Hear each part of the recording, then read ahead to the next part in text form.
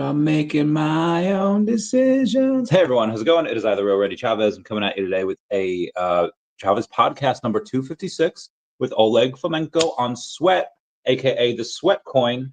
Gotta love that. He is going to be on here in the next couple of minutes. Everyone, comment F down below to pay respects to Ozzy Osbourne. Oh, my life I've been over the top. I don't know what I do.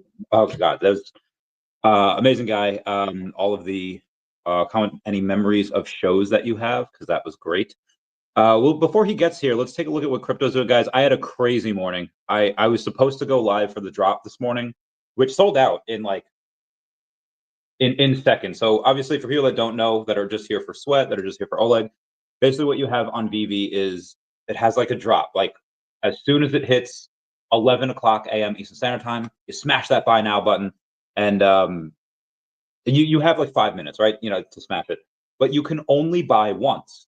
Then at like 11:07, 11:08, you can start to buy again. I think 11:07 it happens. You can start to buy again.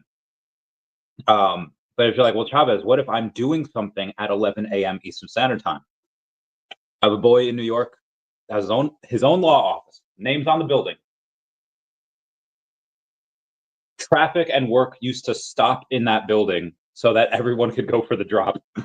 Obviously, now there's something called auto pay, where you get on a wait list, and then you choose auto pay. So if you're selected, if you get the drop, then you automatically, what do you call it? You automatically get it. Gems are taken out of your account. You don't have to be there for it. Thankfully, I had that, because I wake up and I'm about to, like set up a live for this morning at like 10:30, and then like I get a text and was like, hey, Randy, I'm in the hospital. My son just took me to the ER. I was like, holy shit. So I was like, okay. So I completely skipped that. Take a shower. I go in and I hightail it to the emergency room. And then I get there and like he doesn't tell me what's wrong. He doesn't like tell me like so I get there and I was like, oh God, what's going on? Like I just went to another friend's funeral like 2 days ago, and I was just like, oh bro, what's wrong? And then he's like, oh, it's kidney stones. I was like, so thankfully nothing too serious. And then so like there missed the drop. We get the drop, but then stuff's going on at 11:07. I don't go for the rebound. So 11:07, anyone who if you got the drop or you didn't get the drop, you can start to buy more at 11:07. And I missed that. So there's some people that got 2 and 3 comics. I was only able to get 1. This was amazing, not amazing fans. There's a Silver Surfer number 1. But so at 11:08, I go to check, all sold out. I was like, what the? So $30,000 in seconds. Apparently, it sold out like in seconds. Like at 11:07, the rest of the supply opens up. You can buy as many times as you want, and that's what they did. They sold out in seconds. They made $30,000, and I was like, hey, you know what? That's a good day. Let me go on the secondary market. But again, I was driving because my friend had to go pick up meds, and I was like, so this is why we're like a couple minutes late here, because I was like, okay, got to go and make sure he gets it, because when you have kidney stones, I had that before. It is literally the worst pain in the world. That I assume giving birth or getting shot is probably worse, but that is the worst physical pain that I have ever felt, is having kidney stones. Especially when the Jamaican nurse Courtney was not gentle with my junk and had to shove up tube up there. It was one of the worst. It was probably the worst physical pain I've ever been in, and I straight up have been like tortured, and this was worse. So anyway, super feel for what he was going through. What's up, Ian Fawcett? Ian Fawcett, IF. How's it going? Where are you in that picture? Is that a convention? Is that a anyway? Looking good.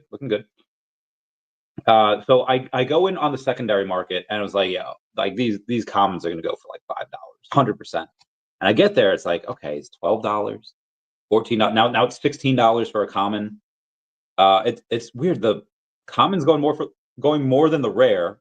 Common at $16, rare at $15, uncommon at $9.82. Ultra rare is at $47, and the secret rare is at $4.90. That might come down. It might not like, all right, best cover. Best cover is probably the common. I think the ultra rare looks cool. Like I'd say I'd say best cover would be common, then ultra rare, and I like color, so I like the secret. Then I would say secret rare. Then I'd say it's a toss up between the uncommon and the rare. But either way, I like the. Regardless, you're gonna pay what you're gonna pay. This is one of the first times where you make money or you keep your money with every mint, obviously except for the uncommon. In an age, it's been the first time it's happened for a long time. That mint number 1968, I don't know who minted it, don't know who got it. I guess I could go on Stacker and take a look. We could take a look on that. Let's do. Oh, so Stacker has a new. Stacker, what are you doing to me over here? All right, I have to X out of you because Stacker is being dumb. And I'm gonna go to Stacker World on a new one, but it does have a new UI. It does have a whole new face. It looks pretty cool. Anyway, bridging is now fully operational. Thank you for your patience. All right, great. Let's do silver, surfer, and we'll do comics. Well, it's not black number. Well, okay, well, we'll get to that later because as of right now, we have Oleg from Sweatcoin on. Mr. Oleg, how's it going, sir? It's going really well. Thank you for asking. One tiny correction, Sweat. We have two businesses. We started Sweatcoin in 2014, and as the name would suggest, we actually dreamt of being crypto and blockchain back then. But actually, blockchain was, back then there was only Bitcoin, slow, expensive, no smart contracts. And it took us all the way until 21 to kind of find blockchain fast enough and robust enough for us to venture into crypto. And right now, I am leading Sweat Token and Sweat Wallet. Sweatcoin is a sister business that I co-founded with my co-founders. They're focusing on that, health and fitness, and I'm spearheading our, financial rewards for physical activity. The token.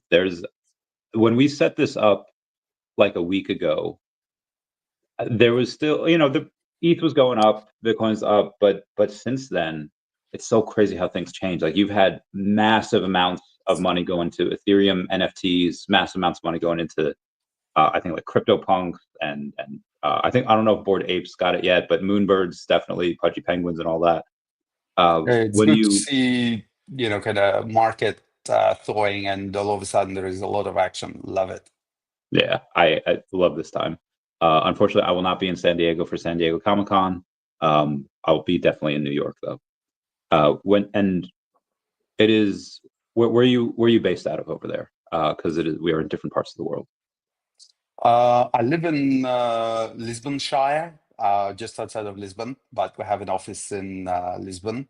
So I'm combining a bit of nature, a bit of sort of beautiful Atlantic coast, and downtown Lisbon. Amazing, love it, love the combo. And you happen to meet some of the VeVe fam a few weeks back. You met Sanjay, aka Mr. MC1. Did he? Oh, you Sanjay? didn't? No, I don't think so. Hold on. Oh, all right. I was wondering. So the VeVe fam just had a big party over there in Lisbon. I don't know if he met you with Violetta, and that's how. No, FOMO is kicking in. I need to hyperventilate. How come I wasn't invited? Oh my God. Well, the best way to get invited to these parties is by having a VeVe Gold logo. And I guess that's one of the things I want to talk to you about as well. So there's on the VeVe app, there's like this super important piece called a partner statue. It's first appearance of Walt Disney and Mickey Mouse on the blockchain. And oh wow. I think it's like $1,300. There's 4,333 of them. But this weird thing called a VeVe logo is worth like 4 of them. And part of it is because of the utility that comes with it. You get invited to these exclusive parties, you get airdrops every year. There's a little group where you get a little alpha from David, the CEO of the company. When you guys first started with Sweat, how did you guys plan to do rewards? How has that evolved over time?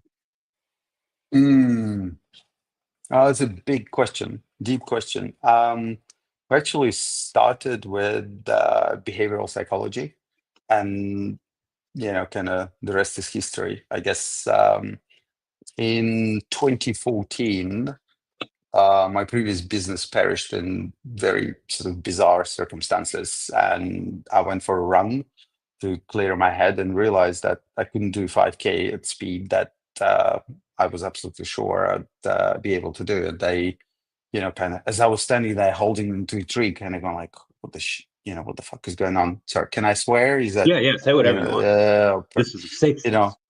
What the fuck is going on? How come that, I lost all my fitness, and they just really stuck with me. And I just started talking to people, and I realized everyone, regardless if they're training for marathon or they are depressed sitting in front of TV with a bottle of beer at 11 in the morning, everyone wants to be more active than they are right now.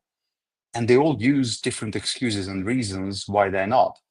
Time, money, weather, motivation, kind of what have you. And everyone is typically blaming themselves, kind of for not, finding enough energy to sort of go and get it. And I studied psychology, sociology, and behavioral economics, and I always loved it, reading all the books, Atomic Habits, what have you. And every single time you encounter a universal problem that is experienced by everybody, and everybody's giving you good reason for it, but it's always different, this is a signal to dig deeper and try to understand, kind of maybe there is something there. And as we started digging into this, we realized that the reason why nobody is as active as they want to be is not because of money, time, motivation, energy.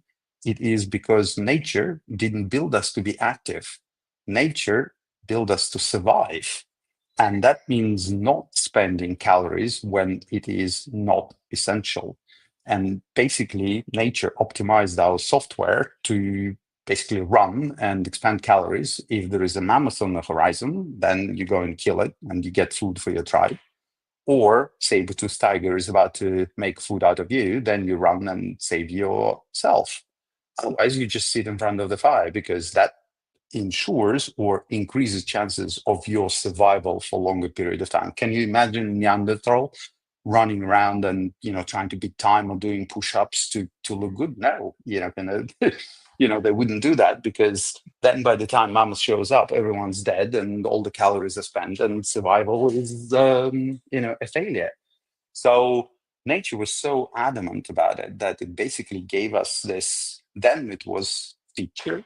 Now we probably mostly would consider it a bug called present bias, where you are fixated on getting a reward or avoiding, problem or punishment right here, right now. Anything in the far-fetched future is irrelevant.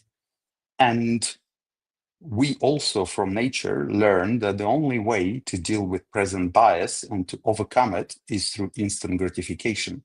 And once we covered this path and we realize, what's the lowest quantum of movement step? What can we give as an instant gratification for every step? And of course, financial reward is the most obvious thing, the easiest to explain, the easiest to understand, minimum amount of communication, but who will pay? And as we have just been starting this sort of build-up of movement economy, of course, we can't go and just ask for millions of dollars to pay to people. So we've created our own currency. The reason why we were so confident that this is a good path is because of the fact that we all know that our movement has value, right? I mean, if it wasn't valuable and it didn't have utility, then nature wouldn't give us legs, we would be trees. So there is utility in movement. But it is also valuable, your physical activity, to other third parties that are willing to pay for it. Your healthcare provider, your insurance provider, your employer. Ultimately, governments are very interested in their populations being physically active, because then you live longer, you're economically active for longer, you have your businesses, you create jobs, you earn salary, you pay taxes. Kind of being physically active creates an incredible amount of wealth around the world.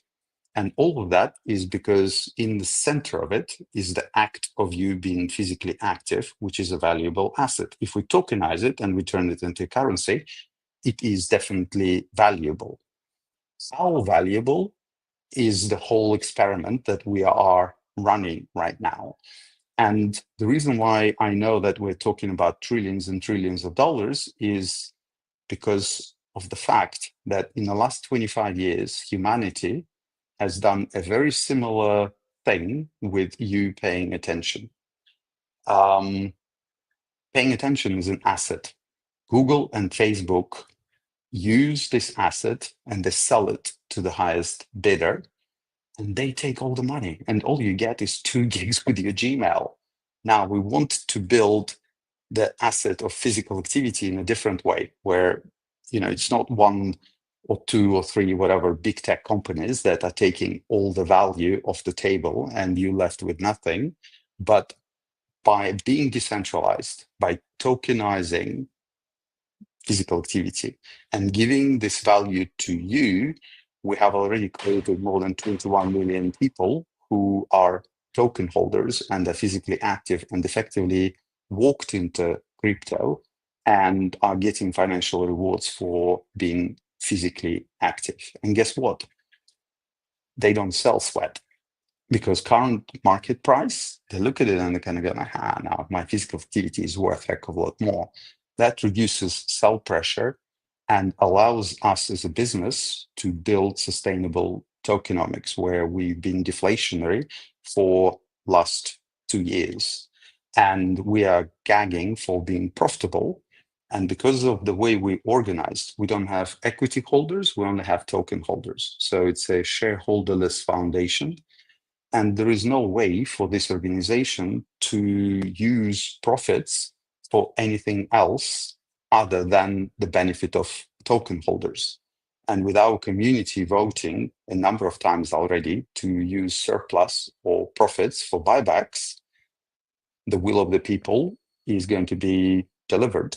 So as soon as we're profitable, in addition to already generated significant revenues in sweat that allows us to be deflationary, we're going to be using our surplus profit to buy tokens on the open market and burning them, effectively returning the profits to the token holders and for people who are physically active. Millions and millions, hopefully hundreds of millions quite soon. Oh, there is a couple of things I want to go over there. One, I'll go backwards. When you mentioned how governments want their citizens to be healthy because that means they could live longer, they could be in the workforce more. I feel like that's more of a European thing, because Americans seem to not care about that at all. Like, there are certain governments where I think in New York, they tried to put a ban on like 32-ounce sodas. And then so a lot of people fought back because to your American right to be able to have 32-ounce sodas. And then the politicians on the other side of that, they're like, this is what they're trying to do. They're trying to restrict your freedoms. And so I think it's the politicians kind of like, whatever the people want, whatever's popular, that's what they do. And unfortunately, what's popular is to not diet and exercise. It's to take Ozempic. It's not to it's not to exercise to get your immune system better, to fight off the Rona during the pandemic. It would be, no, stay inside if it saves one life. Like, God forbid people exercise. So I think there's a bit of a difference between Europe and the US in how governments kind of view certain things. I agree, but it probably, for me, it's less Europe versus US. It's more of a, does government provide healthcare or not? Because this is probably the biggest difference. If government provides healthcare, there is in addition to increasing revenues over long term, which is a little bit more finer point and might take longer time to internalize and really focus on, there is an almost immediate benefit of physically active people go to doctor less. They just put less pressure on taxpayers or governments and governmental, healthcare system. So I agree, because of the US structure of healthcare, that, the impetus or the realization how valuable it is somewhat different. However, the fact that, large, huge insurance companies that have tens of millions, sometimes probably hundreds of millions of policyholders realize this, the value of physical activity. And if you are making your policyholders more physically active, they become better risk. So your claims and payouts are lower. It's a good business. So once you start getting behemoths of business, like of this size, realizing the value of physical activity, for the government to realize this is just the next step. So I agree with you. In Europe, you have both cost saving on healthcare and the long-term economic benefit. In the US, it's a long-term economic benefit that is the major driver. There's a lot to go over there. I guess one of the other things I would say is when you first started the story and you said, like, hey, in 2014, one of my businesses like went up in flames. If that would happen to me, I would have gotten blackout drunk. I would have dealt with it in a much different way than you did. Your first thought was to go for a run. Sorry, I did that too. Okay. I'm not. I probably shouldn't be saying that, but no, I've tried absolutely everything. When all of a sudden your business fails and people lose jobs, and you swing for fences. Yeah. But getting terribly drunk and feeling sorry for myself didn't result in an idea that led to creation of Sweatcoin and now Sweat. So that's the reason why I mentioned that particular run, because that was a consequential event. Did I, go for a drink and feel sorry for myself? Hell yeah. Yeah. And how long was it? Did you give yourself like the weekend on a bender, and then on Monday you ran? Was it a few weeks, or was it just like the next day you're just like, I'm gonna run? No, to be honest, it wasn't that sort of short term or quick. The whole process unfortunately took nearly 1.5 years, because in order to untangle my previous business, I basically had to continue leading it after it was made bankrupt, in order to resolve, because every business got contracts and responsibilities and employees and taxes, etc., etc. And I unfortunately had to basically stick with it for 1.5 years, and burying my own child that I sort of spent 8 years building. It took probably 2 to 3 months to sort of get my head straight. And in that period, there were drinks and runs and sort of staring at the ceiling and going for walks and what have you. I also ended up doing Vipassana. I don't know if you've done that. That's a kind of silent meditation, 10-day silent meditation retreat. And that, after a period of time when you've gone through excesses of running and drinking and feeling sorry for yourself, all of a sudden pushing yourself into an extremely uncomfortable zone of meditating for 14 hours a day and only having sleep and vegetarian meals in between, it really kind of allowed me to speed up closing one chapter and starting the next one. When you were meditating for this long, I've never been very good at meditating, but I I do a couple of things where my mind can simulate. So what's that called when you're in the sensory deprivation tank? I love that, and I feel like you Slow. can like trip in there. Like you could see wild things, and also like The guy I've who mentioned invented it, I think, actually invented it as a accessory to exploring psychedelic experience, if I'm not mistaken. that makes a lot of sense because what I've seen on there is the same things that I've seen and experienced while on Lucy, and that's the I was like, this is cool. When you're forming these things, like when you're in your meditative state, what do you see for like 14 hours? Like I don't know if I could ever do that. Where does your mind go? What's some of the first thoughts that are put into your mind, and who do you think puts it there? Well, first thought is identical to the sentence that you pronounced probably a couple of minutes back. I've never been really good at meditating. And the first thought is I'm shit at it because you're supposed to concentrate on your breathing and it's bloody difficult to do that. Your mind wanders. And actually, Vipassana was instrumental in realizing one thing for me, that if your mind wanders, it's not that you're bad at meditating, because you can only become good at meditating if you let your mind wander. What it means is when you meditate and your mind wanders, you just pay attention to where it goes. And instead of shutting it off, you let it go and explore that area. And once it's done, it comes back. And then you go and explore another area. And at some point, it just runs out of things to explore. And then you become amazing at meditating. So for the first few days, you just struggle and suffer because your mind wanders. But instead of what typically people do, oh, no, I need to concentrate on my breathing, I need to bring my mind back. When you do that, you actually prevent yourself from, or prevent your mind from exhausting all the different things that it wants to explore. And once it's done, then you become a perfect meditator because, it's like a child. If you prevent child from doing something, they will keep on going and will do it behind your back or whatever.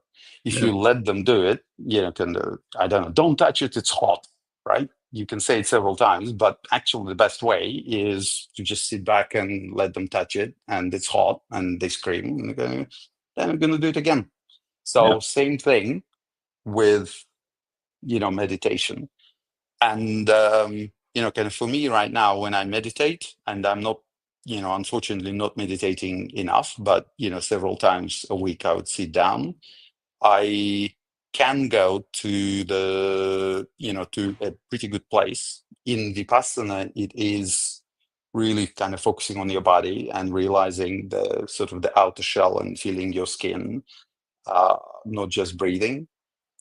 There are many, many schools of meditation. A lot of people prefer guided meditations where they have voices, but I prefer to kind of do my own thing and not let somebody else to tell me what to do or how to approach things. Kind of, I guess, it's a bit of a critical thinker in me. I want to filter things rather than just let them in without, kind of processing and making sure that, kind of I agree with that.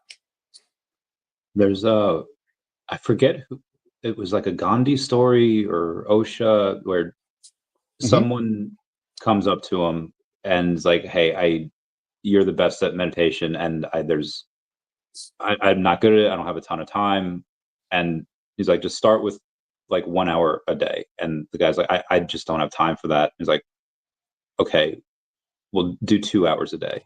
And he's like, um, how do you fit as someone that is help leading a company? How do you find time for that? How do you prioritize time to do that, which is essentially important for balance for your life and also probably for your company?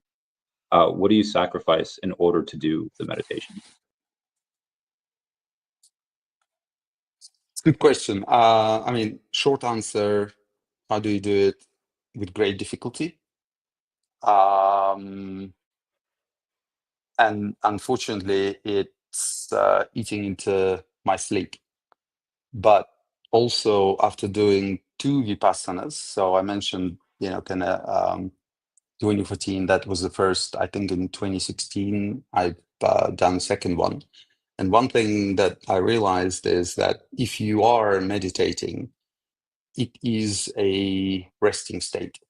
So, of course, kind of physiologically, you wouldn't count it as sleep, but it is more effective than just simply taking horizontal position in bed and being unconscious, because, kind of you can bring certain things that bother you to not necessarily resolution, because frequently it's impossible or it will take longer, but at least to stop your mind from ruminating and being fixated on certain topic. Because if you just let it be, as I said, like a child, at some point mind gets bored with the idea and abandons it. And this is an incredible relief for those that, kind of tend to be extremely laser focused, like myself, on solving a problem. And then I can come back to it a day or two later. Or, as case might be, and I'm sure that all of you have experienced it, if you actually spend a bit of time on something, you realize that if you constantly think about it, you might not necessarily break through. But if you manage to distract your attention and focus on something else, then in a random moment, typically people mention a shower. Yeah, I don't know why, but it's a very frequent kind of thing. All of a sudden, you just have a light bulb going. So I trust my gut, and I trust my instincts, and I trust that solution always will present itself, not necessarily at the time when you want it the most, but very frequently at the time when you need it the most. I know people that do that, where they're trying to solve something. They have like a whiteboard and they just try to glance at it real quick while they're walking so that it activates a certain part of their brain. And it's really cool if people do that. Yeah. And it sits, that it sits in the back of your mind, and it will randomly pop up. And if it doesn't, then, there are cards or there are mirror boards or whatever that, I sometimes would go to, and solve it that way.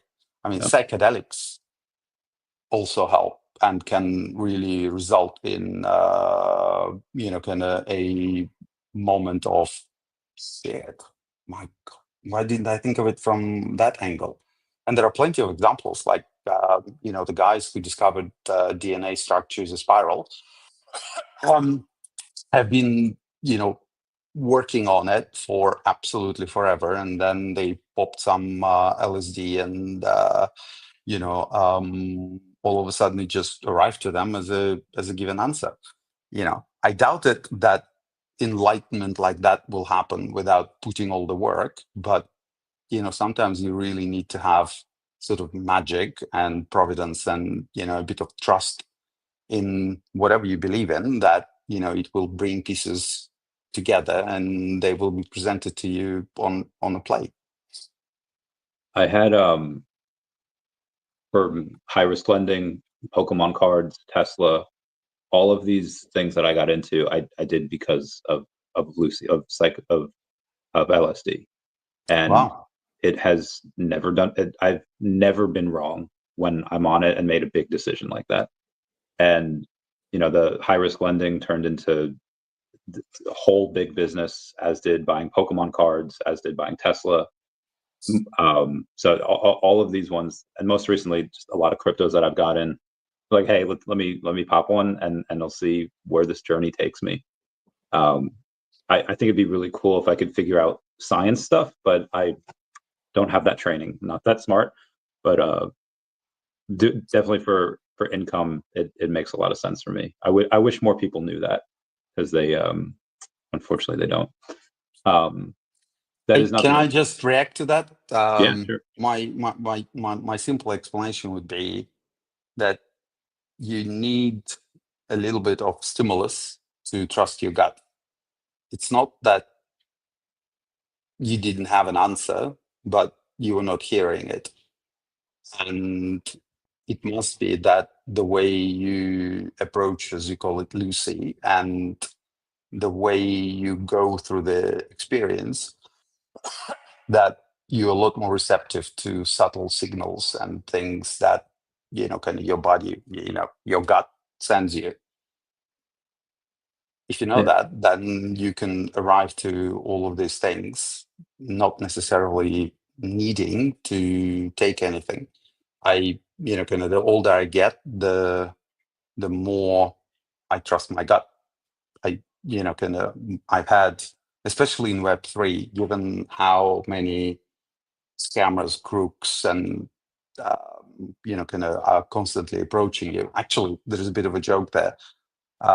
Somebody asked me, can you share one funny thing about Web3? And they said, well, I don't know if it's funny or not, but my modus operandi is if somebody in Web3 approaches me, then I think it's a crook and a thief.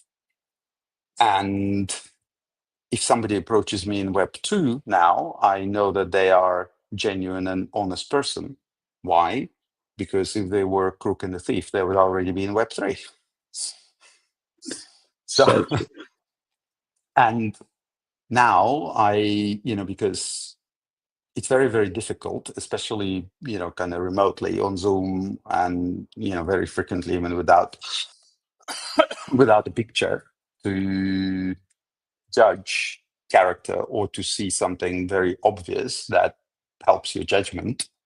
I now just really, just listen to my gut and, kind of very, very subtle signals that my body sends me. And very, very frequently, I would just base on my next steps just on that, because, what else can you go on? Yeah, that's it's easier to that gets hard, because most people, I feel like, this is why I like the long form interviews, because you can only, for like a 5-minute thing or a 10-minute call, you can kind of fake it. But I feel like, over like the course of X amount of hours, cracks will start to show, even if you're really good. So that's what I like about these. And I guess going back to sweat for a bit, and we'll combine it here. When you were doing these meditations, and is that where you came up with the decision for buybacks and burns as opposed to buybacks and giveaways? Because like once you buy it back, the buy pressure is done, and that's what most people want. So why burn as opposed to like giveaways or prizes? Put them in pools. It wasn't a decision that I took or arrived to me. It was a decision that community took. So things like that we always run through DAO vote, and Sweat DAO. We had by far the largest DAO votes in the history of Web3. We had one vote where we had close to 400,000 people voting, and we had a number of votes where we said, okay, we've acquired this amount of sweat. What do we do?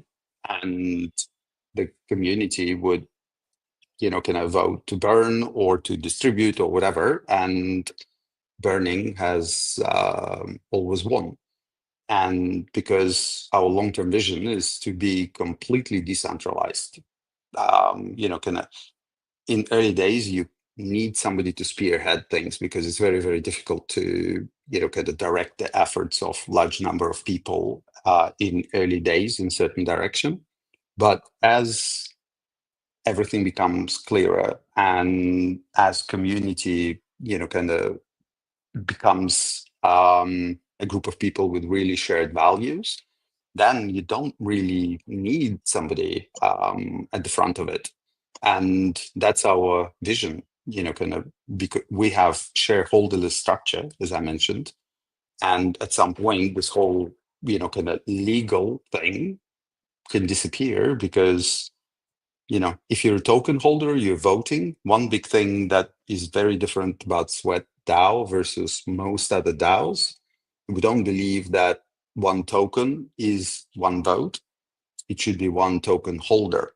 one vote, because just looking around and looking at the best examples of democracies, imagine that populations of country voted on the basis of balance of their accounts. Nobody would ever participate in the process. Nobody would ever give a shit about anything, because they would know that 5 or 6 people that have all the money in the country, they'll make a decision. And that means that you have very little engagement, very little participation, very little energy going into making that country or that entity a better place. So that was something that I knew from the very beginning, that we don't want to have one token, one vote. In order for 21 million of our community to actually participate and pay attention, one token holder has to be one vote. And it's working really well for us. And the engagement, as I said, nearly 400,000 people voting in DAO. That's like kind of orders of magnitude higher than any other big DAO vote. Or is that that was one? Okay. No, How many that do you was consistently get? Consistently 150 to 100,000 people voting. So really, really, really wide participation. And our voting is extremely simple. Rather than having an extremely kind of complex process that sometimes is a barrier for people, it's a simple transaction with a nominal amount of sweat, plenty of zeros, and then there is one. So it's negligible value, but you actually send the transaction with a memo field of your vote. And that means that the process is extremely transparent. Everyone can see the account that is effectively a voting booth. And you can see in real time transactions coming in, and you can see these memo fields. So we do this for transparency, so that nobody can ever say, can you read that vote or whatever. It's on chain. That's an account. Just look between this date and this date. All transactions are there. Some are memo field yes, some are memo field no. Compare the two. And I really like this sort of openness and transparency that kind of creates trust, because there is no way to screw this up or misrepresent results, and that builds trust of the community and also engagement and participation, because when person votes, they can also go and see their own vote, and they can see their transaction, and they can see that it's been counted. So blockchain can do incredible things, and all the votes are on there. Mhm. If you were to write up a paper or a thesis, or just like a elevator pitch to whether it's US Congress, your own government, in the European Union, wherever, how would you go and pitch blockchain voting to how they should do elections?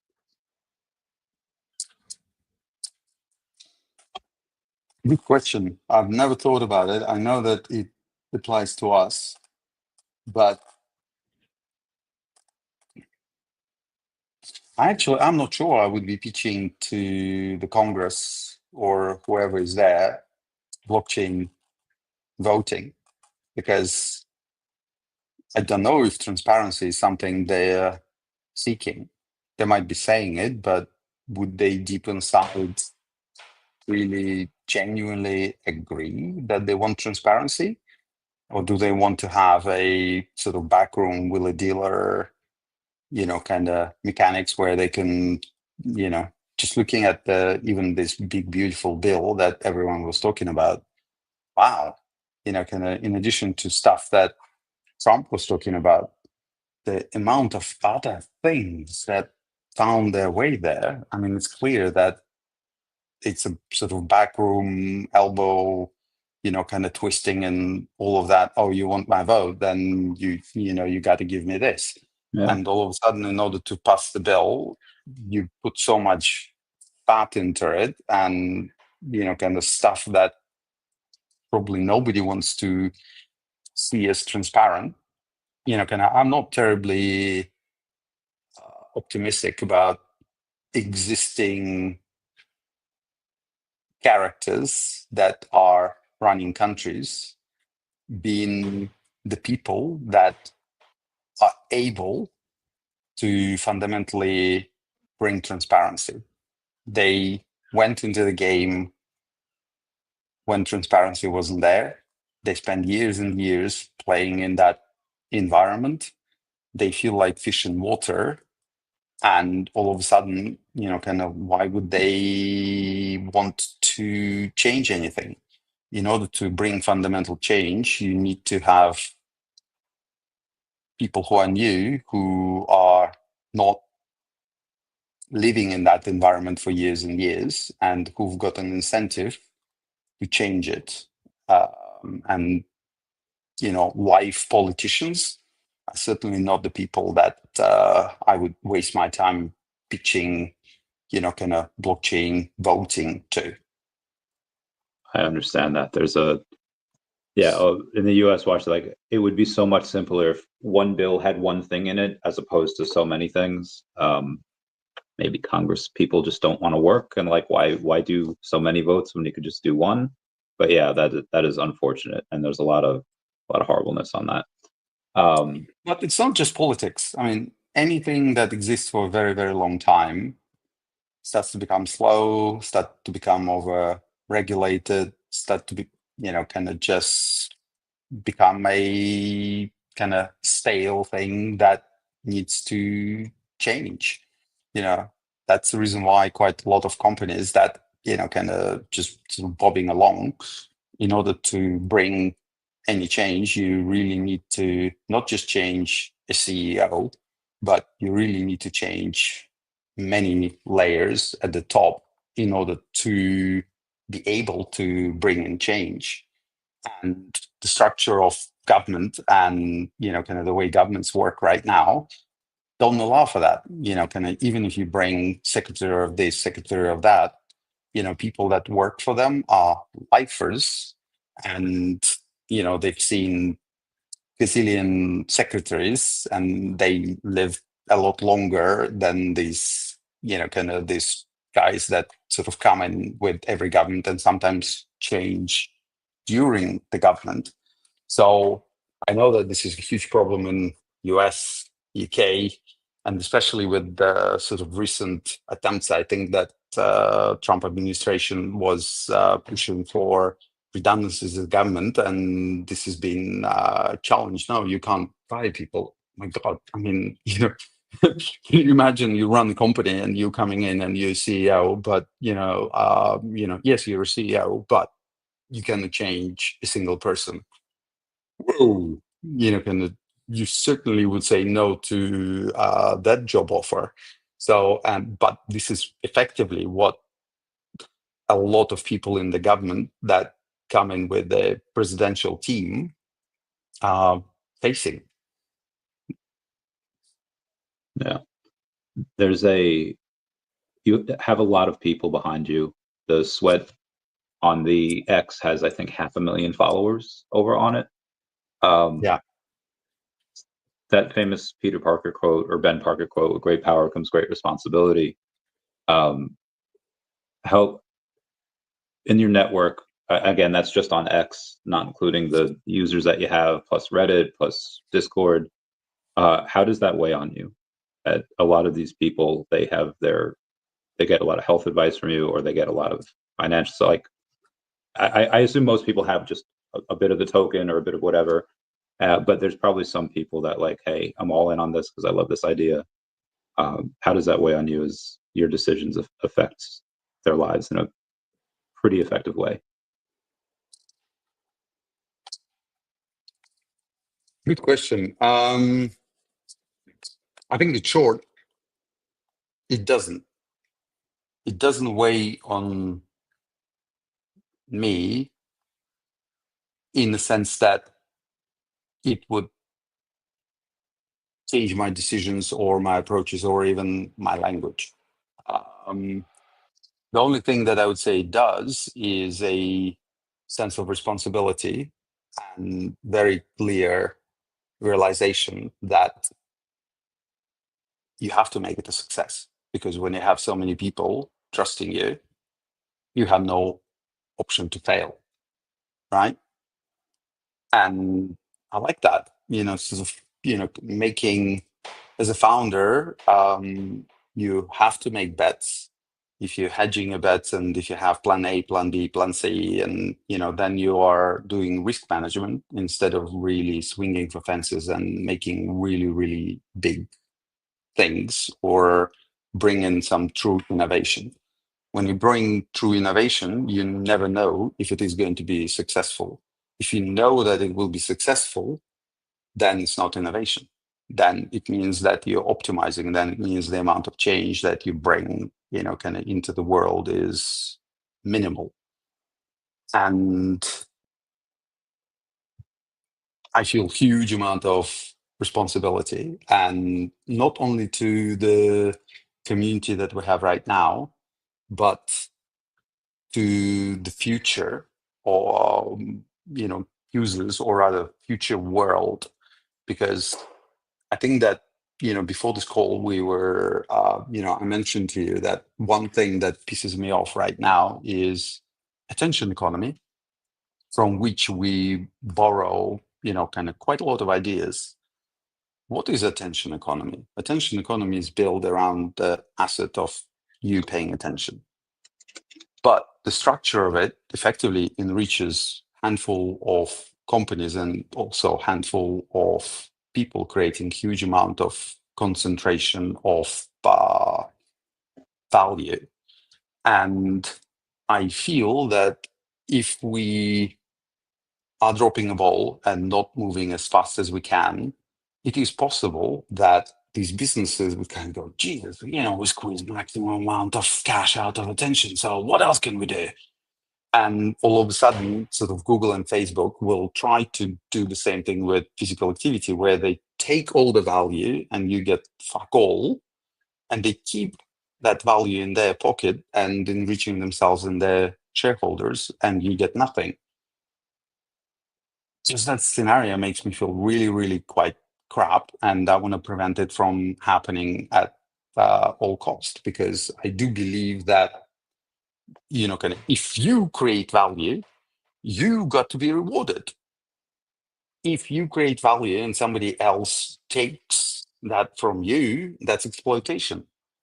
And I'm not a big fan of it, and I have responsibility to make sure that through use of blockchain, decentralization, and kind of giving community control over the most important decisions that impact financial value of the whole network, that kind of we're bringing the future forward, where the value goes to people who produce it, as opposed to somebody who cleverly managed to invent a product that kind of allows them to extract all the value and keep it. A lot of value on attention, even if it's, I mean, if you have like a daily show like me, that needs to come every day, but sometimes attention can just come from one headline. Like whenever a company that I've never heard of announces that they're doing a Bitcoin reserve, Watch Your Guru posts about it, Ash Crypto Reels posts about it. Like, there's so many major accounts that post about it. Would you ever announce like a Bitcoin reserve, saying like, hey, we're going to take some of a portion of our profits and we're going to buy Bitcoin, even if it's like a super small, like a negligible amount? Would you ever do that just for the headline, so that people tend to look at the token? No. Why not? And the explanation is very simple. Look, with a project making the world physically active, in order for the world to become more physically active, we need to make physical activity as valuable as possible. What is the value of physical activity? It's a value of sweat. Now, if I generate profit, and instead of buying sweat, I buy Bitcoin, then I am pumping the price of Bitcoin, which is the result of burning a heck of a lot of electricity, really, and CPU cycles as opposed to calories. Ethically, that's investing into almost exactly diametrically opposing activity that we're trying to promote. And then on a more basic and sort of more understandable level, the way we structured and kind of the way we build our entities deliberately in Abu Dhabi and Dubai, if I were to use my profits to buy Bitcoin, I would declare profits, I would pay 9% tax, and I would buy Bitcoin. Now, if I spend profits before declaring them or surplus on buying sweat and burning it, this is part of our business. This is what we are building. That's what community is expecting. That's what we've been voted on, and that's in our charter, right? So why would I be incentivizing and promoting burning megawatts of electricity rather than calories and pay 9% tax?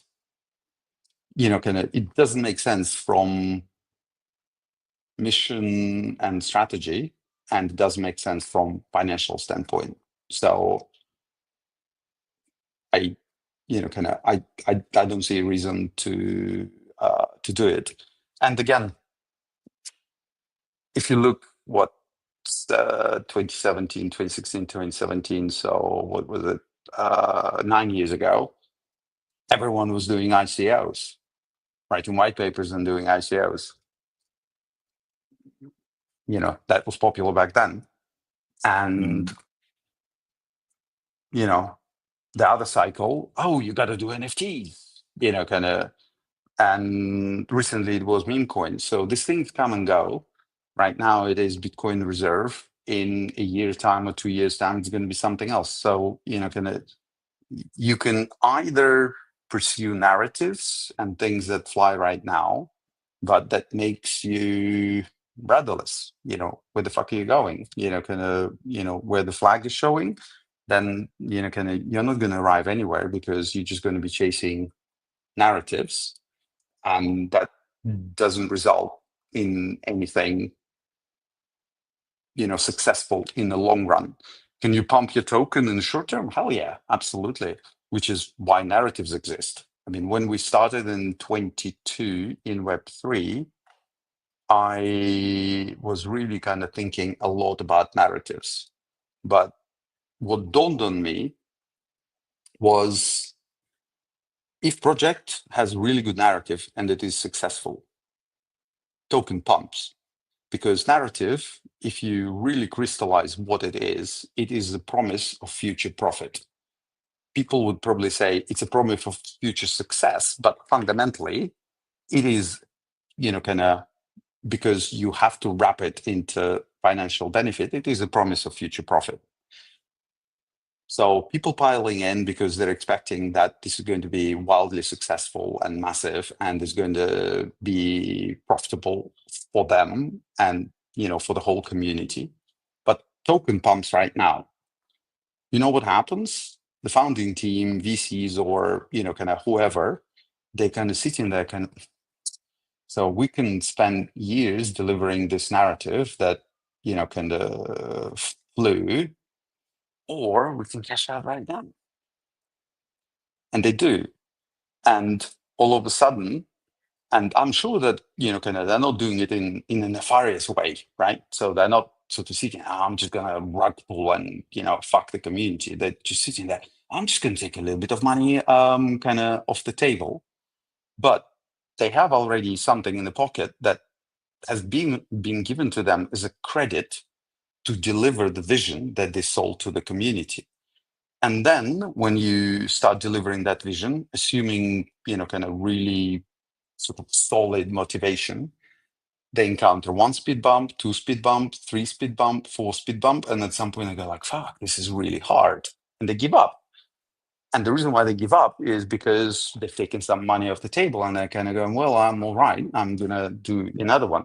So telling narratives about future profit, but cashing now does create a very serious probability that this project is going to fail in the long run. And when it dawned on me, I realized that I don't want to chase narratives. If successful narrative is a promise of future profit, what is the best narrative that would suit me and my community? If me saying I'm profitable right now. You don't have to wait till the future. You don't have to buy and pile in token now and hope that I deliver this vision. I've delivered this vision. It is right here. We generate profit. We're spending it on token buybacks. And we do it 1 month after another. I don't need to talk about distant future. I don't need to, I don't know, invent some new whatever, D something, kind of, in other words, deep in, decide, whatever. Kind of, we are running the business. It is sustainable tokenomics. It is a scale. We're generating revenue and we're generating profit. And because we don't have shareholders that can take a claim to this profit and distribute it to their pockets, the only way that we can do it is through voting. And if community wants us to buy tokens, great. If our community wants to distribute these tokens, to them, kind of in some shape or form, we will do that. But the value will go to token holders. And I believe that long-term, people will really understand that, kind of investing into narratives is really serving them badly and is serving founding teams and early investors of projects that tell narratives well a massive disservice, because it kills their desire and motivation to actually deliver that vision and persevere no matter what difficulties they encounter on the way. That's why, for example, I haven't sold single sweat. When talking about you already have hundreds of thousands of people that have this, that vote on this DAO. There's a contest last year into this year that Doritos put out, where if you make the best 30-second commercial and send it in, the best one would be used for their Super Bowl, and then you win $1 million. My friend's friend actually won that, and I was like, that's really cool. Would it be possible to say, like, hey, we want to get everyone into fitness. Make your best 30-second video on why you love fitness, why it's important to you, and why you trust sweat. And then would you be able to, like, give out some rewards? Would the community have to vote on that before you did that? No, I mean, we've done it. We haven't done it with the videos. We've done it with the photos and memes, and yeah, we we run it. But I think a reward of getting your ad into Super Bowl, that's sort of an ultimate reward. If you if you think what would motivate somebody to really use their creativity, you can either pay them millions, or my ad is going to be in Super Bowl. So that's what I love about this Doritos campaign. I think that they put an ultimate reward for an aspiring ad maker. You can't really beat that. So that's where I think the innovation is. And your question makes me think, actually, you know what? Maybe we should really think about incredible rewards that would motivate people to participate, rather than just use sort of standard rewards that we used in the past. Great, great question, great idea. Let me ponder on it. Yeah, I forget what country does that, where if you like to ride the tram or to ride the train, you don't have to pay if you do like 20 squats in front of the camera. Like if you do. So I feel like it's one of the Baltic states. Yeah. I've seen. I've seen the article, and I also looked at the app or the product that is powering that. Yeah. Thought that was really cool. However, that does come with, like, if you suddenly, it goes viral and then you get a bunch of new users that hold the token and they're like, oh, I can vote on this. That's really cool. And if you get like another 100,000 people, suddenly you have people that maybe might not know business, might not know Web3, and maybe they vote on something because it's funny or it's a meme, or do you have contingency plans, like for as this narrative comes in, a bunch of money and a bunch of people are coming in? Do you have like education plans for new people, like, hey, watch this video first? Yeah, I mean, in Sweat Wallet, we do have a learn and earn section, and it gets incredibly heavy usage because 95% of people that install Sweat Wallet, the reason why they do it is because now, actually, let me take a step back. The picture is a little bit bigger. The picture is everyone wants to get into Web3, into crypto on chain. But there are three fundamental barriers that people have in their minds, not necessarily verbalizing them in a very structured fashion, but if you interview a lot of people and dig around across many geographies, fundamentally there are three reasons. One is products are not appealing, or people don't understand what products do for them. Because when you read about crypto, it's frequently about trading and kind of swapping tokens or derivatives. People don't understand what it means. They don't do it in their daily life, and all of a sudden, to go into the new market and do something that they have no idea how to do or why to do it, it's not appealing to them. Very, very complicated. Seems like something that kind of doesn't fix my existing problem. So we need more consumer crypto products, because kind of there are very, very few actually that you can describe in one sentence and people go like, yeah, I like that. In our case, it's walk into crypto, literally. People are like, well, what do you mean? Well, you've got legs, the app is free, you move your legs, you earn your cents and dollars, you learn ropes. So coming back to your question, we see that when people register, then they go into learn and earn, and we have, kind of incredibly, kind of simple lessons, sending, receiving, what is staking, how does it work, standard staking, liquid staking, etc. And you give small reward for people for going through the lesson and being able to answer quizzes. And all of a sudden, people acquire knowledge, acquire information. They can go and immediately send, receive, and basically practically use those skills. And you're giving them small rewards. You are reinforcing the knowledge with the experience, and all of a sudden they're gaining confidence. Majority of people, if they mastered a wallet, then the last step is you need to pull out card and buy quite a lot of crypto. In our case, people pull card and buy crypto second or third week. So they come in, learn the ropes, build confidence, become kind of confident enough to then spend money and participate and effectively become crypto natives. There are very, very few tools or products out there that can make that on-ramp, make that onboarding experience as easy and as intuitive as we do. And that's the reason why we get 15 to 20,000 people joining, installing Sweat Wallet every day. Which is insane. I just took a look at where to buy some on like 2 dozen exchanges, which is great. We are on more than 30 different exchanges, and the most recent listing was Kraken a couple of weeks ago. I saw that as well. It's awesome. Yeah.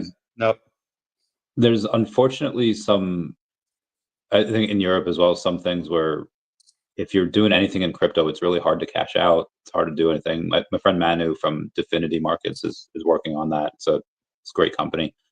But I there mean, is, Europeans are using, I think, one of the crazy successful exchanges, and it's not big, but we would sometimes have a couple of million traded in a day on DEVVE.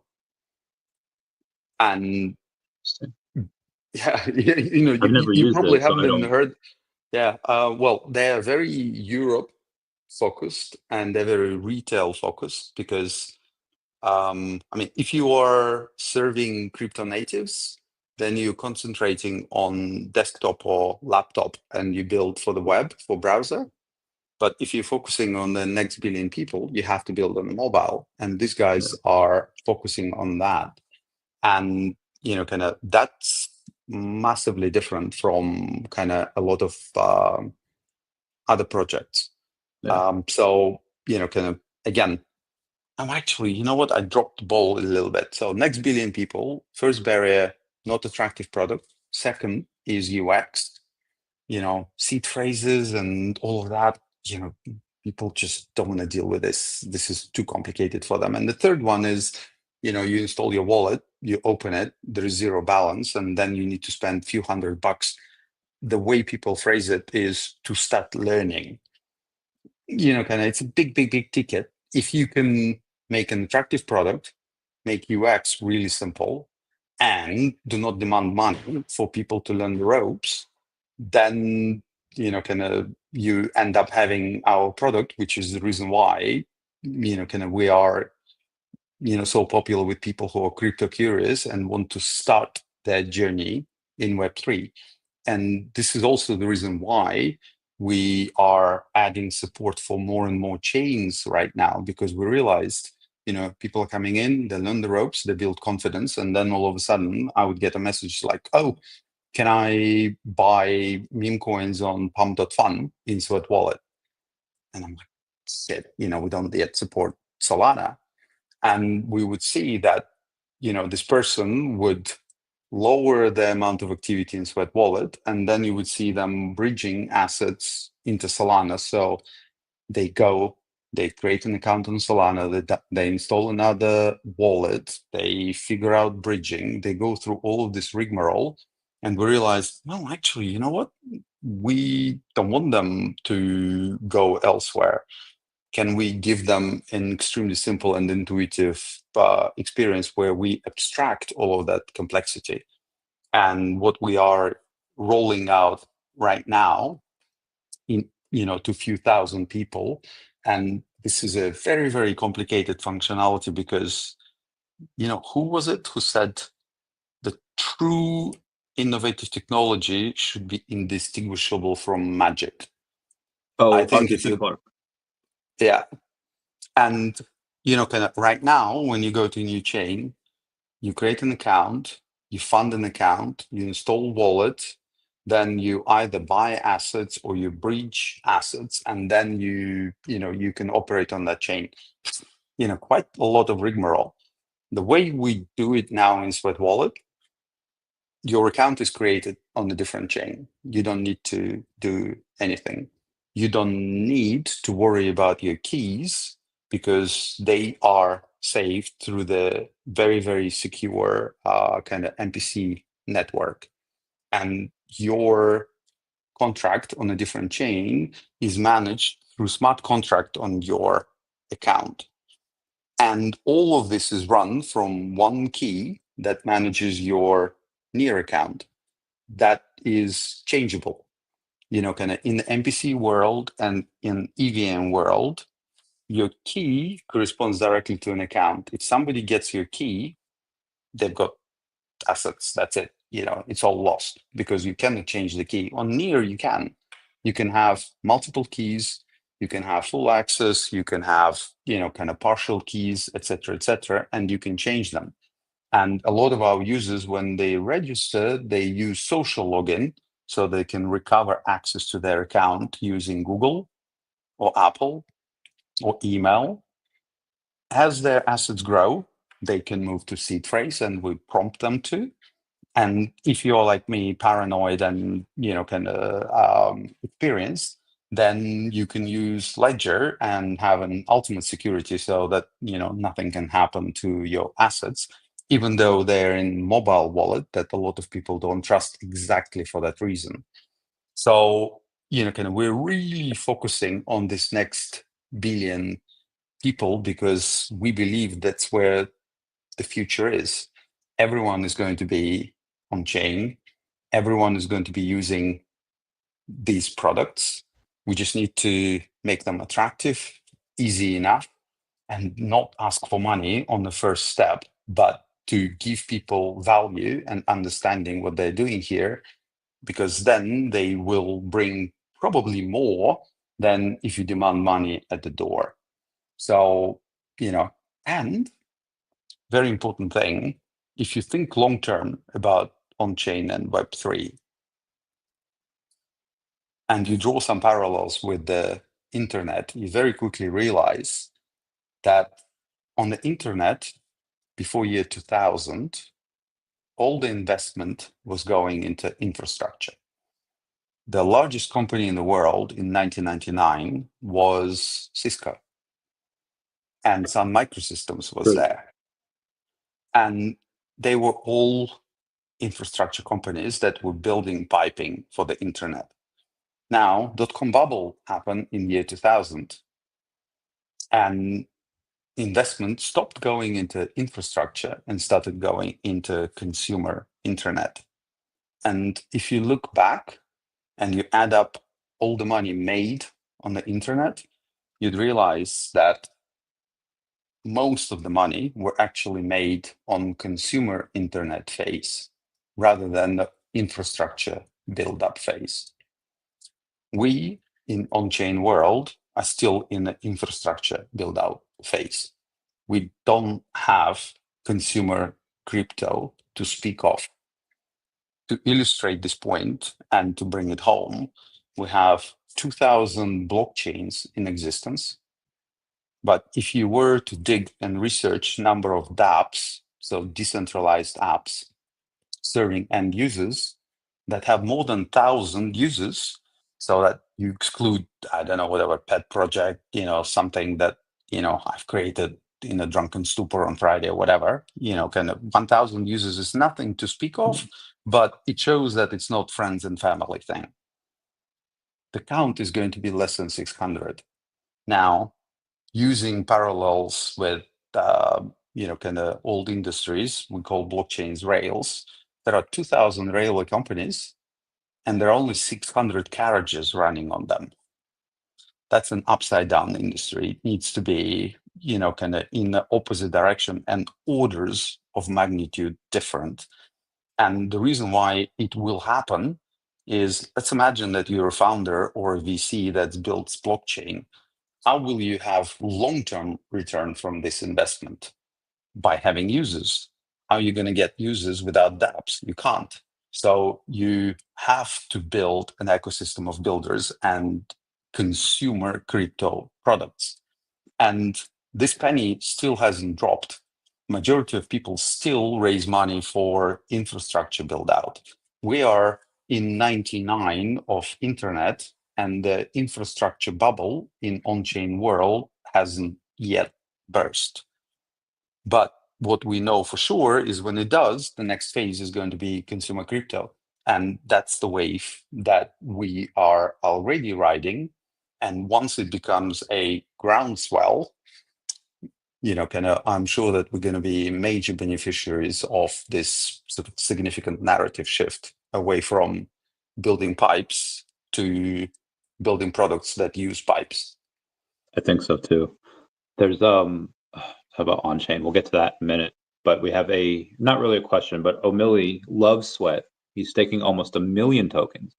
How? Tell us about staking. Tell us about the rewards. Why people should consider it. Yeah, brilliant question. Well, we don't call it staking, by the way, in our product. They call grow jars. And the reason for it was, again, we were talking to our users, and the funniest term that I've heard, when I hear staking, I think of Count Dracula and stake through his heart was literally a quote in the interview. I mean, staking is not financial product. And if you think about etymology of staking, it came from proof of stake, and it's not about returns, but it is about consensus mechanism. So, it's sort of an evolution of a term that ended up meaning something, but it wasn't meaning that originally. And right now it is a very confusing term for the users. So we call it grow jars. Why? Because it is what it is, right? When you say grow jars, you know that you put something in them and it grows. And the other thing that we've done is, because our mission is to make world physically active, we don't have passive income in grow jars, but it's an active income. You, with your physical activity, determine how much you earn. If you walk 10,000 steps today, you will earn 10% yield tomorrow. If you walk 20,000 steps today, you'll earn 20% yield tomorrow. If you walk nothing, you'll earn zero. So there is no commitment to passive income. It is a mechanism. By walking, you earn sweat and you maximize your kind of return on grow jars, which adds an additional motivation to put one foot in front of another that makes you healthier and wealthier, your family happier, and creates all of that economic externalities that ultimately we want to take huge chunk of and funnel into the value of sweat. There's because that you can get 10%, 20% yield, how far does that go up to? Like, can you walk 50,000 No, steps? maximum, one of the things that we realized very early is we need to cap the amount of physical activity we convert per day. There are several reasons for that. One is to prevent people from going nuts and all of a sudden jumping up from their sofa and running a marathon, because they'll damage themselves.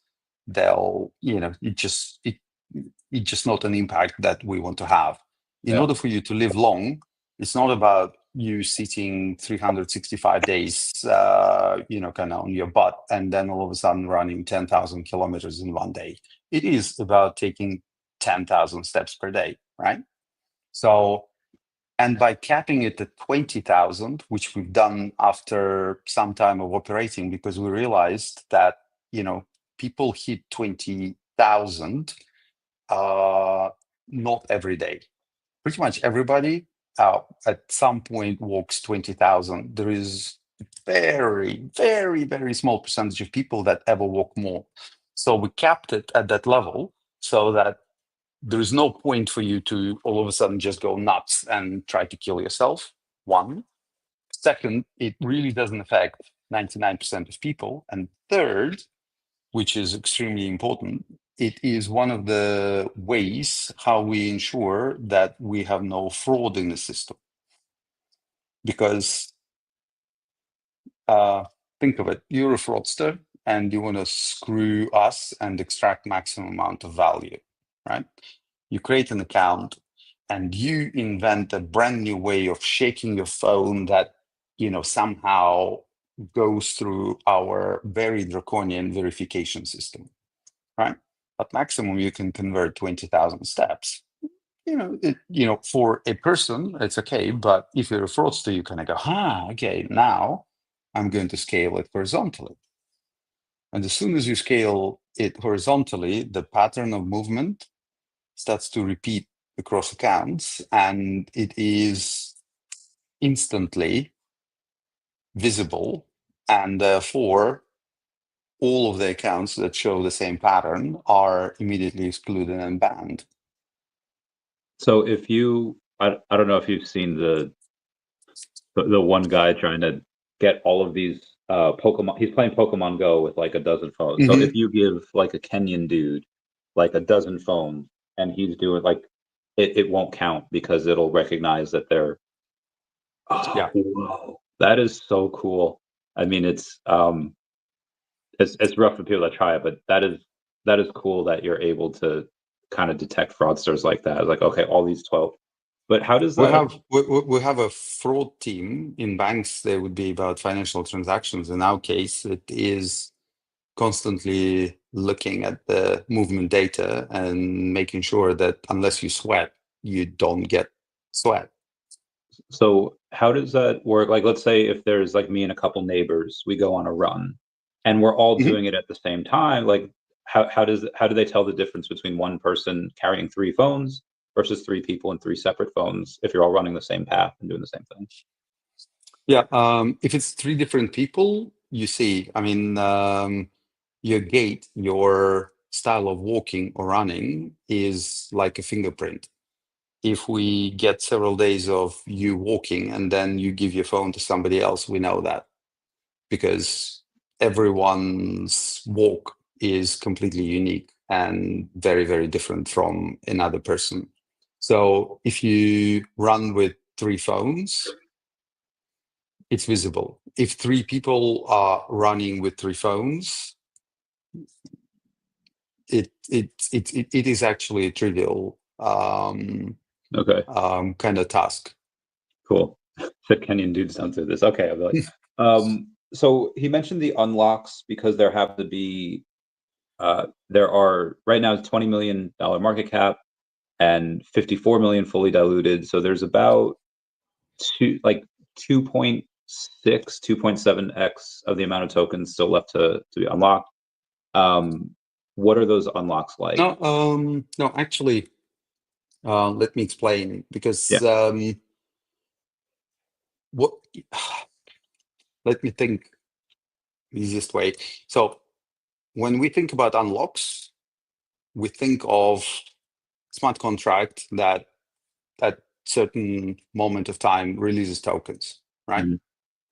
Mhm. We realize that we don't want to have that because that creates at a regular intervals, typically on a monthly basis, a moment of time where people even put into their calendars where they make a decision hold or sell, and very frequently it is sell. So basically you know, just by designing your lockups in this way, you're really creating a precipitous event that, you know, kind of forces people to really think about your token and make a decision. Our unlocks work in a completely different way. We have smart contract where tokens are unlocked basically on each block.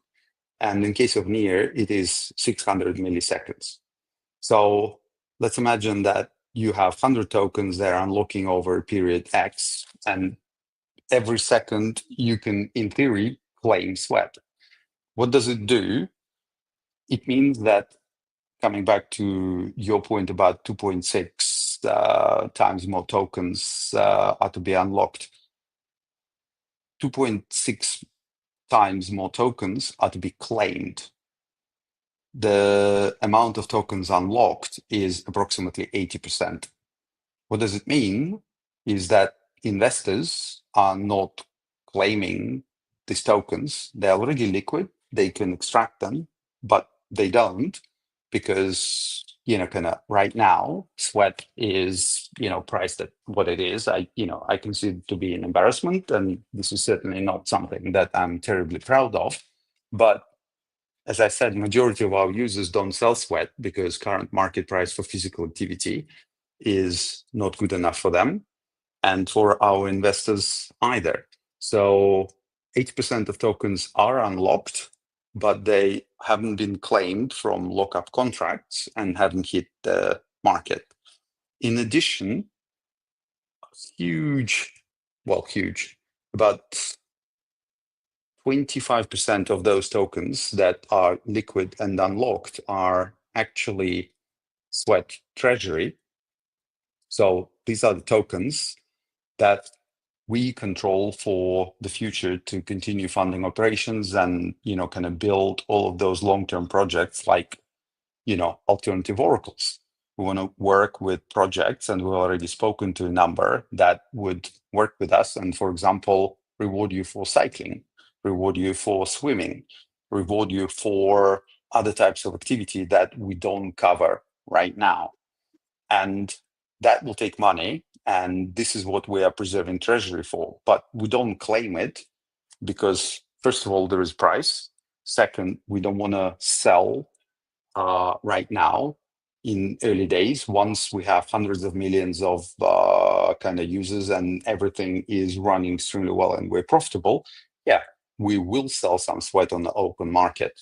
So the actual amount of tokens that still to hit the market is minuscule in comparison to what you would actually see on chain because of our approach to unlocking. And I actually advise everybody who is building, don't build unlocks at certain time. Do unlock second by second, because you also allow your investors to choose the time when they'll claim them, rather than forcing everyone to take an action at the time when you release these tokens. That spreads, even if there is sell pressure, it spread it over time and doesn't create, this red candles that, kind of nobody wants to see. So I know the answer to this, but I'll ask it anyway because I think it's fun. When you have basically an unlimited amount, because the more people sweat, the more can be claimed. How is it deflationary? How does that go? And where so yeah, I would definitely want to hear this answer. Everyone will benefit from it. How do you make it deflationary when it's an unlimited supply? Yeah, I mean, let's split the question into two: supply and demand. Right? In terms of supply, the most difficult months for us were at the very beginning, because when we launched, we had minting difficulty. So how many steps do you need to walk in order to mint one sweat? And when we launched, it was equal to sweat coin, because, effectively all the history of generating sweat coins, those people that wanted to move into crypto, we matched sweat coins with sweat for them. And then we started going from 1,000, and it is an escalating minting difficulty curve. And right now it is at about 7,500 steps for one sweat. Two reasons why we've done that. One is, with you needing to walk more steps for each next sweat, it is very clear to anybody that you need to walk more and earlier, because you get better return on physical activity in sweat. And it does push people to be more physically active. So it helps our mission, one. Second, the curve right now and the formula in it makes it so that even if we grow exponentially in users and people are 20 to 30% more active, the inflation of monetary mass is constantly declining, and within 10 years approaches zero. So even though you have an uncapped, theoretically, supply, you actually, by having this escalating minting difficulty, you're managing inflation, at zero. So that's how we manage supply. In terms of demand, Sweat is now universal gas token on any chain that we support. So all the actions in Sweat, be it buying something or participating in a prize draw or, doing transaction, everything is payable in Sweat, and that generates very, very significant revenues for us in Sweat that goes into that burn account and therefore extracted from the market. Right? Then there is staking. So these grow jars, people, they look at the market and are like, no, my physical activity is worth a heck of a lot more. They put them into grow jars and they're physically active, they earn sweat and they earn more yield. These tokens are locked for a period of time and therefore not on the market. And last but not least, we've done 6, 7 months of buybacks in the past because we wanted to see how does it work and how does community vote and respond. And we know that it works extremely well. We stopped because we realized that actually, if you're not profitable and you're using treasury for buybacks, then you are effectively creating long-term uncertainty in the business because, kind of prices drop or something happens and all of a sudden, without being profitable, you are effectively spending money that keeps you alive. So we tested it. We realized that buybacks work extremely well. And then we said, okay, let's become profitable. And buybacks and burns are adding to the extraction of tokens from the market. So revenue in sweat, staking or locking tokens away from the market, and buybacks together allow us to have circulating supply since July 2023 to now, flat or even declining. So And as we're profitable and we're boosting, kind of buybacks further, we definitely going to be long term. We're definitely going to be deflationary.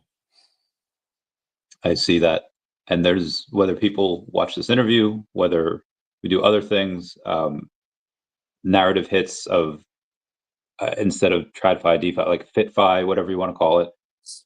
There's going to be a lot of people this bull run that are going to have a bunch of extra money. They'll throw it into whatever. They will look at tokens that are attached to businesses first, which what you guys obviously are. And you're probably going to see and obviously I'm not trying to put words in your mouth. That's just how I see it. Probably going to see an insane valuation rise just because of the way that a lot of money is going into crypto. When that happens, or how much would it take for you to say like, okay, I've done my job. People are in this. I want to now retire early, spend more time with family. Does that time ever come for you? Does that time ever do like I've viewed that world, and I don't like doing nothing all day. I like to work. How long are you going to be in this world? Good question. I think that I'll start with look. I've been doing it for 10 years, which is already longer than most Web3 projects in existence can count right now. So, I'm in this for a long haul. This is looking back, but looking forward, as I said, our ambition is not to achieve certain price of sweat. Our ambition is to really create movement economy with sweat being a core asset of it that is not perceived as a sweat token, whatever that means, but as a value of physical activity so that we can pull insurers, healthcare providers, employers, and ultimately governments into this value exchange. I do believe that long-term, insurers will accept part of your monthly premium in sweat because guess what? If you have it, then it means you're a better risk. I can give you a discount and I can accept part of the kind of monthly premium in sweat. Ultimately, I do believe that even taxes, especially in countries where healthcare is provided by the state, will be payable in sweat because if you physically active, you put less pressure on healthcare and therefore you get the discount on your tax bill at the end of the year. So my ambition is to make this irreversible and into $1 trillion project because if attention economy is $7 trillion, then movement economy, kind of our estimates right now are approximately $10 trillion. So if sweat is in the middle of it, powering all of this value exchange, which is the reason why we are, we're the biggest move to earn project out there. I think because we have big ambition and we also have completely different perception of what move to earn is. I'm frequently asked, so how are you different from Stepan? Well, there are dozens of move to earn projects and they all follow the same pattern. You have to buy an NFT or a ticket to get in. And this is the revenue stream for the project. And once you're in, they're using the money that they generated for on selling tickets to reward you for physical activity. What happens in this situation is that effectively it is becoming a Ponzi scheme, because in order for you to buy the ticket, you need to believe that you'll earn more than you paid for the ticket once you're in. But where would the project get more money to pay you than you paid for your ticket? It has to be more Some other tickets ticket. that were sold after you, right? Yeah. But if the queue outside to buy tickets dries up, then there is no money and everything enters into a death spiral, which is extremely difficult to exit from. Our business model is completely different. There are no tickets on the door, and our revenue streams are partnerships. We do have ads, but they're optional, right? So we don't push ads into your face, but you have a choice. You can either pay blockchain fees. So if you do whatever, kind of whatever action on chain, you know that you need to pay blockchain fees. In our world, you have a choice. Either pay those fees in sweat, so you pay your fees with your feet, which is already a good deal, or you can watch an ad. And a lot of people watch ads. That is a substantial revenue. And third revenue stream is premium subscription. We haven't launched it yet, but we know that there is a huge potential there. And the fourth one are all the different, kind of fees on swaps, trades, kind of what have you. Right now, and for a foreseeable future, all of those fees are zero, because we believe that kind of this is not the time to be monetizing that. And on partnerships, ads, and premium subscription, we can become profitable. So kind of it works. We're covering about 70% of our costs already, and within the next 12 to 18 months, we're definitely going to become profitable. I'm gonna say you do it in 6, because I had wanted to have my reaction to this be live on camera. I downloaded it, and I did the flips, and I don't know what the average, how many steps you can get for the flip. So I got 3,000 on my first one. I was like, okay, I'll keep it, because I don't know if there's lower or higher. But the ads there, I was wondering, like, yeah, could you pay like a certain amount each month to like not do that? And is that go in with your premium subscriptions? How much is that? And when do people build? Yeah, I'm not gonna give you the details. The work is ongoing, but we're definitely going to have our premium subscription out this year. And yes, it will include all of the functionality that you used with no ads, and there will be zero fees for your transactions. Okay. Awesome. And few more things that I'll hold up my sleeve. Okay, very good. I have a and we'll talk about some stuff off camera. I feel like I've kept you for a little while here anyway. What is last thing, anything you want to tell people before we talk off camera for a bit? Anything you want to say to the people here?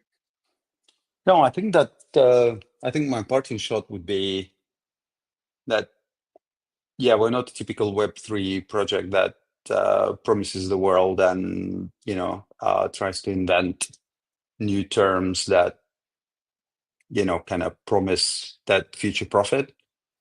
I do believe that rather than promising future profits, let's just get profits now, and then it is a damn simple thing.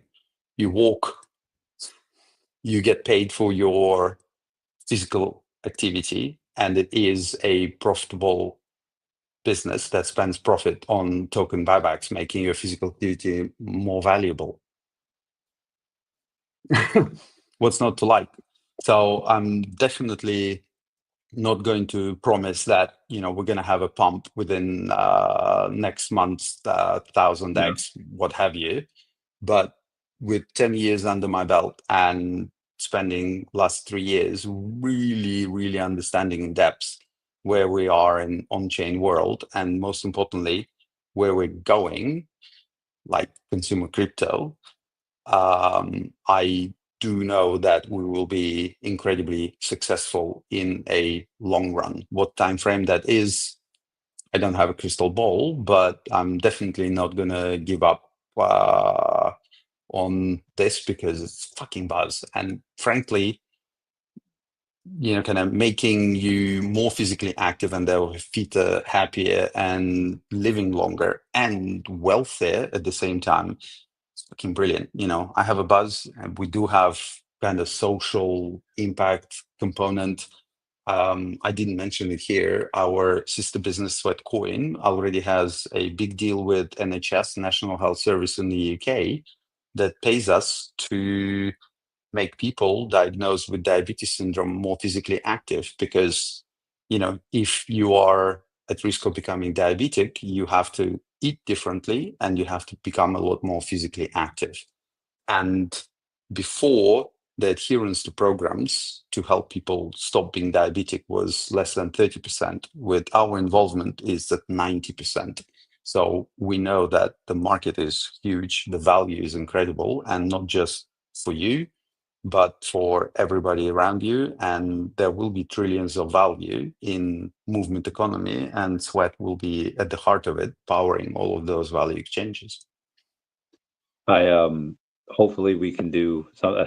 Billy's saying like, "Hey, I'd love an ambassadorship for my spaces." He does a lot of spaces, and we'll talk about other stuff as we get off here. Everyone, go listen to Downtown Fiction with their song "I Just Want to Run" while you download the app and get paid to sweat. We'll talk off camera in a second. Everyone, say bye-bye to Dashi. Bye-bye, Dashi. We love you. And thank you, Sven, for eating that tiramisu and downloading Sweat and starting to earn. We will talk to you all later.